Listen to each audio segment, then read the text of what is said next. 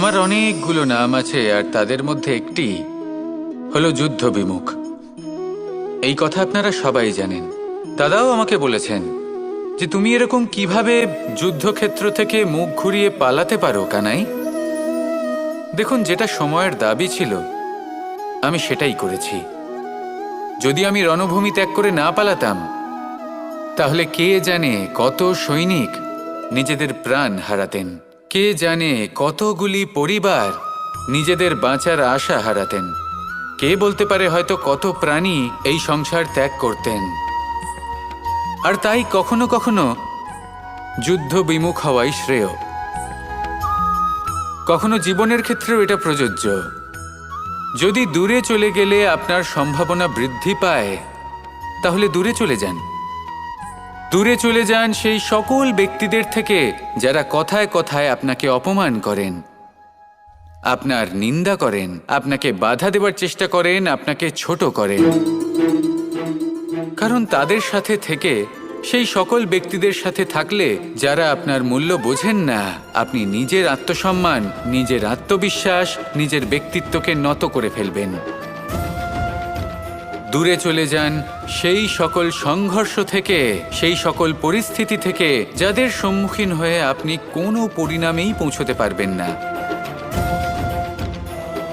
যদি আপনি এইভাবে যুদ্ধ বিমুখ হয়ে উঠতে পারেন, যদি এই প্রবৃত্তি আপনি নিজের মধ্যে জাগ্রত করতে পারেন, তাহলে আপনার সামনে সেই যুদ্ধ চলে আসবে যাতে বিজয় লাভ করে আপনি নিজের অস্তিত্ব খুঁজে পাবেন। আর সেটাই হলো সবথেকে বড় জয়লাভ। আসুন আমার সাথে ভালোবেসে বলুন, রাধা রাধা। মানুষ একটা অত্যন্ত শ্রেষ্ঠ কর্ম করতে পারেন, সেটা হলো ভুলে যেতে পারা। আর সেটা বরদানের চেয়ে কম কিছু নয়। মানুষকে যখন কোনো কারণে নিজের প্রিয়জনদের থেকে দূরে যেতে হয়, তখন মনে দুঃখ জাগ্রত হয়। তিনি সেই দুঃখকে ভুলতে পারেন। কখনো কোনো সম্পর্ক থেকে যদি দুঃখ পেয়ে থাকেন, তখন সেই দুঃখকে ভুলতে পারেন। কিন্তু এই সংসারের প্রত্যেক আবেগ, প্রত্যেক বস্তু ভুলে যাওয়া উচিত নয়। বিশেষ করে আমাদের প্রিয়জন, আমাদের পরিবারের সদস্য। যখন এই সংসার থেকে ওনারা চলে যান, তখন যে সৎকর্ম ওনারা করেছেন, যে প্রেরণা ওনারা আমাদের প্রদান করেছেন, কখনো ভুলে যাওয়া উচিত নয়। যখন আপনি কোনো উঁচু স্থানে পৌঁছে যান, আপনি সাফল্য লাভ করেন, তখন সেই সকল বন্ধুদের ভোলা উচিত নয় যারা আপনার সাথে আরম্ভ থেকে ছিল, যারা সব সময় আপনাকে সাহায্য করেছে। আর সবথেকে গুরুত্বপূর্ণ কথা, আপনার বয়স যতই বৃদ্ধি পাক না কেন, মাতা পিতাকে কখনো ভুলবেন না।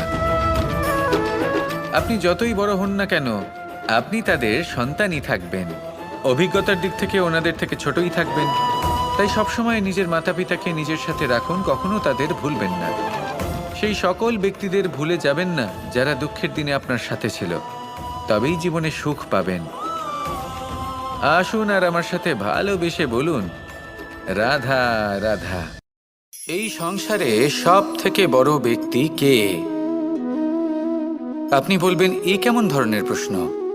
কিন্তু এটা হলো সব থেকে উচিত প্রশ্ন। কেউ এর উত্তর দেবে যে সেই মহাপ্রতাপী রাজা, তিনি হলেন সব থেকে বড় ব্যক্তি, সেই বড় রাজনীতিবিদ, তিনিই সব থেকে বড় ব্যক্তি। আমি আপনাকে জানাই যে সংসারের সব থেকে বড় ব্যক্তি হলেন তিনি, যার সাথে দেখা করলে আপনি নিজেকে ছোট মনে করবেন না। কোনো ব্যক্তি যিনি সব থেকে বেশি শক্তিশালী, আপনি যদি তার সামনে যান, তাহলে উনি আপনার অন্তরের শক্তিকে বাইরে বের করে আনবে। আপনার অন্তরের লুকিয়ে থাকা শক্তিকে জাগ্রত করতে প্রেরণা প্রদান করবে। তিনি হলেন বড় ব্যক্তি, তিনি হলেন মহান ব্যক্তি। তিনি নন যিনি নিজের বল এবং ঐশ্বর্য দ্বারা আপনাকে তার সামনে ছোট প্রমাণ করবেন। এবং সেই জন্য মহাদেব আমার আরাধ্য হলেন আমার খুব প্রিয়। কারণ রাজা হোক বা ফকির, কেউ যদি ওনার সামনে যান, তাহলে সে নিজেকে ছোট মনে করেন না। আপনিও যদি জীবনে অনেক বড় হতে চান, তাহলে কাউকে কখনো নিজেকে ছোট মনে করতে দেবেন না। তার অন্তরে বড় হয়ে ওঠার প্রেরণা প্রদান করুন। আসুন আমার সাথে ভালোবেসে বলুন, রাধা রাধা। এই সংসারের একটা নিয়ম আছে, বা বলতে পারেন লোকে তাই বলে, যে শক্তিশালী হয় সে শক্তিহীনকে নত করে দেয়। এমনটাই হয়, তাই না? আবশ্যক নয়, কখনো কখনো এমনও হয় একজন অসমর্থ ব্যক্তি সমর্থ ব্যক্তিকে নত করে দেন। এটা সম্ভব, এও হতে পারে। আর এটা তখন হতে পারে যখন তার মধ্যে ভালোবাসার শক্তি থাকে। ভালোবাসার শক্তি এই সংসারে সবথেকে বড় শক্তি হয়। এই ভালোবাসার শক্তি দ্বারাই নির্ধন সুদামা আমাকে দিয়ে নিজের পা ধুইয়ে নিল, কিছু না বলেই, কিছু না চেয়েই। এই কর্মের আধার ছিল শুধুমাত্র ভালোবাসা। খুব শক্তিশালী হয় এই ভালোবাসা। ভালোবাসার শক্তি দ্বারাই আপনি হিমালয় পর্বতকে নত করতে পারেন, তাহলে কি অসম্ভব হতে পারে? এই ভালোবাসার শক্তির সঞ্চার করুন, আর এই ভালোবাসার সাথেই বলুন, রাধা রাধা। মানুষের জীবনে স্বচ্ছতার একটা আলাদা গুরুত্ব আছে। যদি আপনি নিজেকে স্বচ্ছ রাখেন, তাহলে আপনার নিজেরও ভালো লাগবে, সামনের ব্যক্তিরও ভালো লাগবে, একটা অন্যরকম প্রভাব পড়বে। কিন্তু একজন শ্রেষ্ঠ ব্যক্তি কিভাবে হয়ে ওঠা সম্ভব? যার মধ্যে গুণ আছে, শিক্ষা আছে, শুভ চেতনা আছে, যিনি সৎকর্ম করেন। কিভাবে হব সেই ব্যক্তি যার মধ্যে জ্ঞান আছে? শুধুমাত্র স্বচ্ছ থাকলে তো তা হওয়া সম্ভব নয়। প্রথমে আপনাকে বুঝতে হবে যে মানুষের মধ্যে 4টি মূল তত্ত্ব আছে। প্রথম হলো তার শরীর, যার দ্বারা উনি যে কোনো কর্ম করে থাকেন। দ্বিতীয় তত্ত্ব হলো তার মন, যার দ্বারা কোনো কর্ম করার জন্য সে নিজেকে প্রেরণা দিতে থাকে। তৃতীয় তত্ত্ব হলো বুদ্ধি, যে কর্ম আমরা করতে চাই, যে লক্ষ্যে আমরা পৌঁছতে চাই, সেটা আমরা কিভাবে কোন পথে করব সেটা স্থির করা যায় বুদ্ধি দিয়ে। আর চতুর্থ তত্ত্ব হলো আত্মা। আত্মা হলো এমন এক তত্ত্ব যার কোনো সমাপ্তি নেই। আত্মা হলো অজয়। কিন্তু এরও শুদ্ধিকরণের প্রয়োজন হয়। এই 4টি তত্ত্বের শুদ্ধিকরণ করতে থাকুন, এদের নির্মল রাখুন, শুদ্ধ রাখুন। এবং এটা কিভাবে হবে?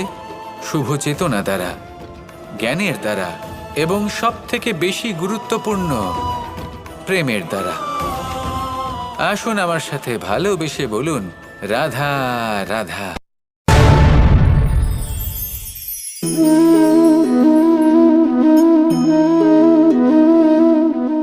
জল এই সংসারের সমস্ত প্রধান তত্ত্বের মধ্যে একটি।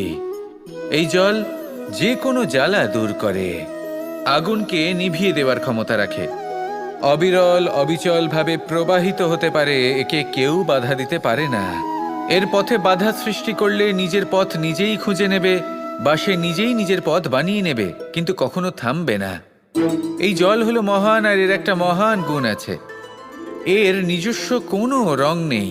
কিন্তু যখন মেঘ থেকে বৃষ্টিরূপে পৃথিবীতে ঝরে পড়ে, তখন সমস্ত সংসারকে রঙিন করে তোলে। যেখানে খরা হয়েছে সেখানে শ্যামল করে তোলে, যে স্থান শ্যামল সেখানে ভিন্ন ভিন্ন প্রকারের পুষ্প ফুটিয়ে তোলে। এই জল, এই জলের মতন আমাদের হতে হবে। ওর যেমন কোনো রং নেই, আমাদেরও যেন কোনো অহংকার না থাকে। শুধু কর্মের এই ধারাতে বইতে থাকুন, এই সংসারের মঙ্গল করতে থাকুন, শ্রেষ্ঠ কর্ম করতে থাকুন। এই সংসারকে এটা বলার কোনো প্রয়োজন নেই যে আপনি কে। আপনি যদি কর্ম করতে থাকেন, তাহলে এই সংসার নিজে থেকেই আপনার মূল্য জানতে পারবে।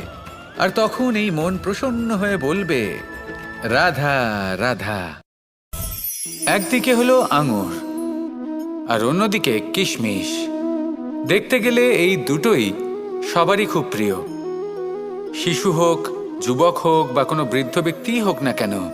আর দেখতে গেলে এই কিশমিশ, এটা আঙুর থেকেই আসে, তারই অন্য একটি রূপ। কিন্তু কখনো হাটে যান আর গিয়ে জিজ্ঞেস করুন যে এই কিশমিশ আর আঙুর, এই দুইয়ের মধ্যে অধিক মূল্য কার? আপনিও নিশ্চয়ই জানবেন যে কিশমিশের মূল্য আঙুরের থেকে অনেক গুণ বেশি। এবার এরকম কেন হয়? এর পেছনে কি কারণ থাকতে পারে? একদিকে হলো সেই আঙুর যা টাটকা অবস্থায় গাছ থেকে পেড়ে খাওয়া যায়, আর অন্যদিকে হলো কিশমিশ যাকে মাসের পর মাস রোদে ফেলে রাখা হয়।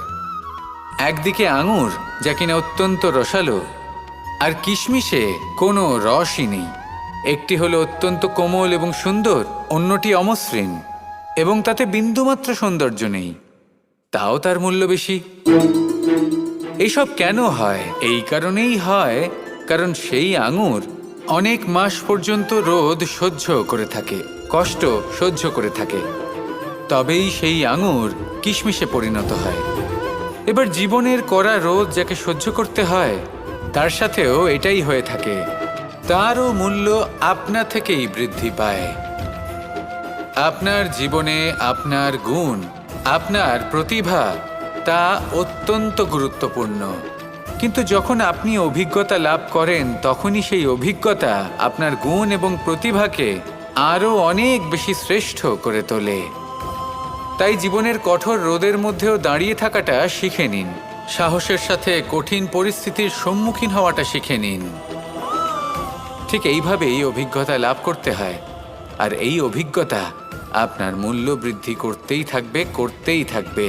আর তখন এই মন প্রসন্ন হয়ে বলবে, রাধা রাধা।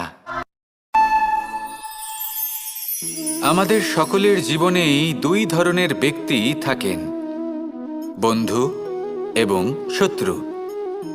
তারা হলেন আমাদের প্রিয় বন্ধু, যারা আমাদের জীবনে সবসময় আমাদের পাশে থাকেন। কখনো কখনো আমরা তাদের জন্য কিছুই করি না, তাও তারা আমাদের আনন্দ প্রদান করেন, ভালোবাসা প্রদান করেন।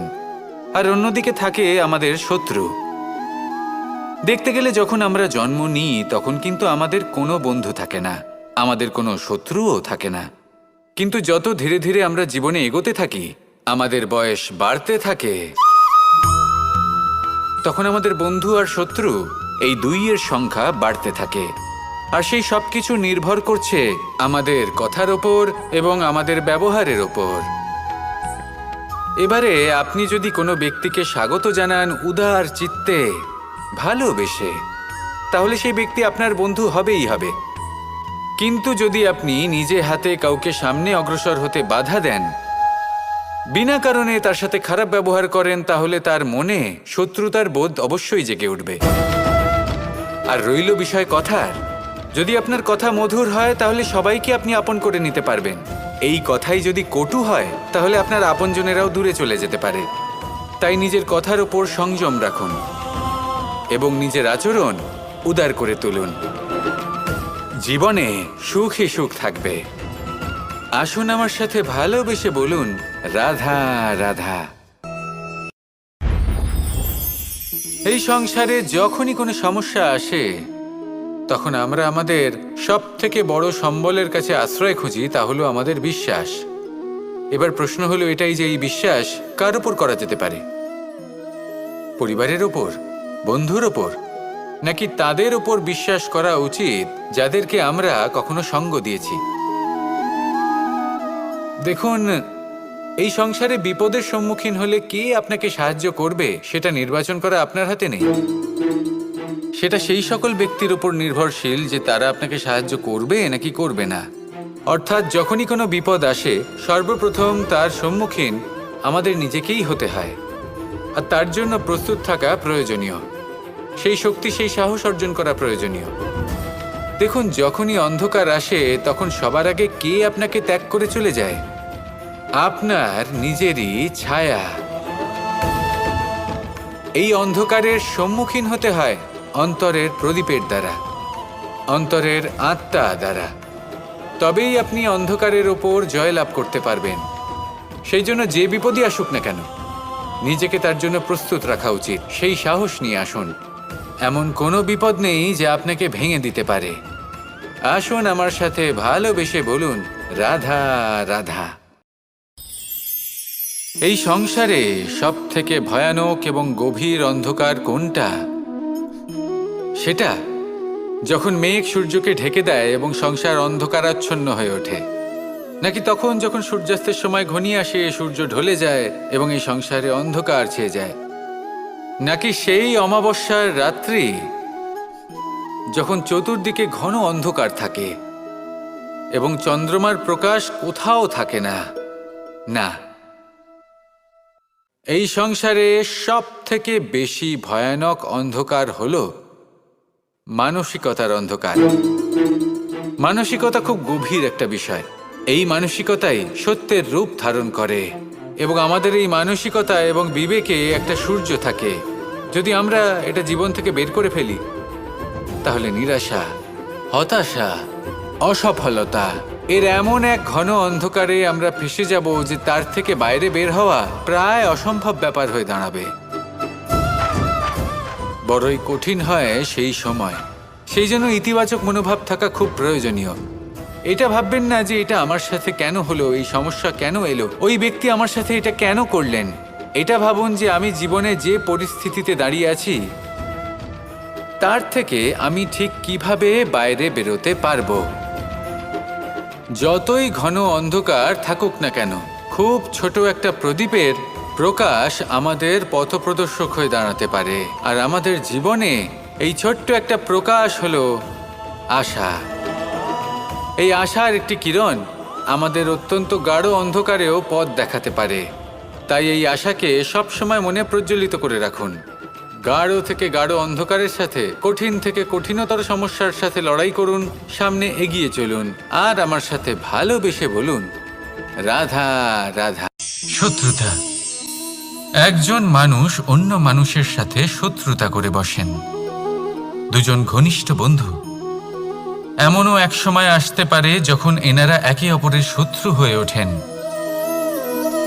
এর অনেকগুলো কারণ হতে পারে, কিন্তু মূল কারণ হলো আলোচনা। আগে হ্যাঁ, আপনি যদি কারোর বিষয়ে আলোচনা করেন তাহলে সে আপনার শত্রু হয়ে যেতে পারে। এবার মনে একটা প্রশ্ন আসতে পারে যে এটা কিভাবে সম্ভব হতে পারে। আলোচনা, এটা তো অত্যন্ত জরুরি। যদি আমি নিজের বন্ধুর খারাপ কাজের বিষয়ে আলোচনাই না করি তাহলে সে শুধরবে কি করে? এ কথা সত্যি যে আলোচনা আবশ্যক, কিন্তু তার থেকেও বেশি গুরুত্বপূর্ণ এবং আবশ্যক হলো আপনার এই সিদ্ধান্ত। সিদ্ধান্ত এটাই যে আপনার এই আলোচনা কোন স্থানে করবেন। যদি এটা সবার সামনে করবেন ভাবেন, তাহলে তা অপমানও হয়ে যেতে পারে। যদি এটা আলাদাভাবে করেন তাহলে তা পরামর্শ হয়ে যায়। অপমান কেউ স্বীকার করতে পারেন না, কিন্তু পরামর্শ সকলের ভালো লাগে। তাহলে যদি আপন কারোর জন্য ভালো কিছু চান, কাউকে শুধরে দিতে চান, আর আপনার মনে হয় আলোচনা আবশ্যক, তাহলে সর্বপ্রথম সময়, পরিস্থিতি আর স্থানের কথা মনে রাখবেন। নয়তো এই আলোচনা আপনাকে খুব ভোগাতে পারে। তাহলে আসুন আমার সাথে ভালোবেসে বলুন, রাধা রাধা। আপনার জীবনেও কি সমস্যা রয়েছে? অবশ্যই থাকবে। প্রত্যেকের জীবনেই সমস্যা থাকে। প্রত্যেক মানুষ জিজ্ঞাসাও করেন যে এই সমস্যা আসলে কি আর কেন আসে জীবনে। আপনাকে একটা কথা বলে দিই যে সমস্যা আসলে সেটা নয় যা আপনার পথে বাধা সৃষ্টি করে, বরং সমস্যা হলো সেটাই যেটা আপনি তখন দেখতে পান যখন আপনার একাগ্রতা আপনার পথ থেকে, আপনার লক্ষ্য থেকে সরে যেতে থাকে। আর এই সমস্যাগুলি দূর করার জন্য, এর সমাধান করার জন্য একটাই পথ আছে। নিজের সমস্ত ভাবনা আরো একবার একাগ্র করুন নিজের পথের দিকে, নিজের লক্ষ্যের দিকে। আপনার সমস্ত ভাবনা যদি কেন্দ্রীভূত হয় নিজের লক্ষ্যে, তাহলে এই সমস্যা দূরে থাকবে। যদি এরকম না হয়, যদি আপনার মন একটু অন্যদিকে চলে যায়, তাহলে এই সমস্ত সমস্যা আবার সামনে চলে আসে আর বাড়তেও থাকে। দেখুন, যেখানে আপনার লক্ষ্য রয়েছে, বাণ যদি সেখানেই চালাতে হয়, তাহলে দৃষ্টি তো সেদিকেই রাখতে হবে। তবেই তো আপনি সেই লক্ষ্য ভেদ করতে পারবেন। সেই জন্য মনে রাখবেন, সর্বদা লক্ষ্য রাখবেন নিজের পথে, সেই পথেই সামনে এগোতে থাকুন নিজের লক্ষ্যের দিকে। আপনি যত সামনে এগোতে থাকবেন এই সমস্যা তত পিছিয়ে যাবে। তাহলে আসুন আমার সাথে ভালোবেসে বলুন, রাধা রাধা। এই পাখিরা সত্যি খুব সুন্দর, আমার খুব ভালো লাগে। আপনি নিশ্চয়ই শুনে থাকবেন যে কিছু পাখির কাছে ডানা অবশ্যই থাকে, কিন্তু উড়তে পারে না। তারা চায় উঁচু আকাশে উড়ে বেড়াতে এবং মেঘেদের সাথে কথা বলতে, করতেই পারে না। এবার এই সংসারেও পাওয়া যায় ঘুড়িও। এদের মধ্যে না জীবন আছে, না প্রাণ আছে, আর না আছে ডানা, কিন্তু এরা আকাশের সাথে কথা বলে, হাওয়ার বেগের সাথে কথা বলে, আনন্দ করে, উৎফুল্ল হয়ে ওঠে।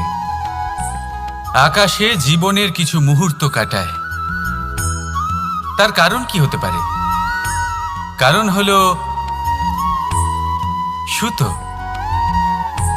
এই সুতো যদি সঠিক হাতে থাকে তাহলে এই কাগজের তৈরি ঘুড়িও আকাশের উচ্চতায় উড়ে বেড়াতে পারে। এবার এই সুতো আসলে কি? এই সুতো হলো আসলে ভালোবাসা, এই সুতো হলো আসলে বিশ্বাসের। আর এটা আপনি দিয়ে থাকেন তাদের হাতে যাদের আপনি বিশ্বাস করেন, যাদের আপনি নিজের সর্বস্ব দিয়ে দেন। ভেবে দেখুন, এই ভালোবাসা আর বিশ্বাসের সুতো আপনি যদি সঠিক মানুষের হাতে দিয়ে দেন তাহলে আপনি অনেক উচ্চতায় উঠতে পারবেন, আকাশের উচ্চতায় উড়ে বেড়াতে পারবেন, মেঘের সাথে কথা বলতে পারবেন, পাখিদের মতো উড়তে পারবেন, যা ইচ্ছে তাই করতে পারবেন। শুধু এই মানুষ সঠিক হতে হবে, এমন একজন মানুষ যার মনে আপনার জন্য ভালোবাসা রয়েছে, এমন এক মানুষ যার মনে কোনো স্বার্থ নেই, যিনি পরোপকারী, এমন একজন ব্যক্তি যিনি আপনার অস্তিত্বকে বাইরে নিয়ে আসতে পারবেন, তাকে উজ্জ্বল করে তুলবেন। তাহলে ভালোবাসুন, আনন্দ করতে থাকুন, আর এই আনন্দ সহকারে বলুন, রাধা রাধা। আমরা সকলে এমন ব্যক্তির সাথে থাকতে চাই যারা খুব মিষ্টি কথা বলেন, যাদের ব্যবহার আমাদের ভালো লাগে, যারা দেখতে সুন্দর হন, যাদের আমরা পছন্দ করি। আর সবসময় এমন ব্যক্তির থেকে দূরে থাকতে চেষ্টা করি যাদেরকে আমরা পছন্দ করি না, যাদের কথা আমাদের খারাপ লাগে, যাদের কথা একটু কঠোর হয়। আমরা সবসময় চেষ্টা করি এদের থেকে দূরে থাকার, ঠিক কিনা? কিন্তু যদি বাস্তবটা দেখি তাহলে এই কঠোরতা জীবনে শান্তির প্রলেপ দেয়। ওষুধও একটু কড়াই হয়, কিন্তু এ কি করে? আমাদের সুস্থ করে তোলে। ঠিক সেইভাবেই ভালোবাসার এই অধ্যায় একটু কঠিন, একটু কড়াও মনে হতে পারে, কিন্তু এর ফল সবসময় আপনাদের স্বাস্থ্যের পক্ষে ভালোই হয়। সেই জন্য যদি কেউ আপনার নিন্দে করে, আপনাকে কড়া কথা শোনায়, আপনার ব্যাপারে আলোচনা করে, তার মানে এটা নয় যে সে আপনার শত্রু।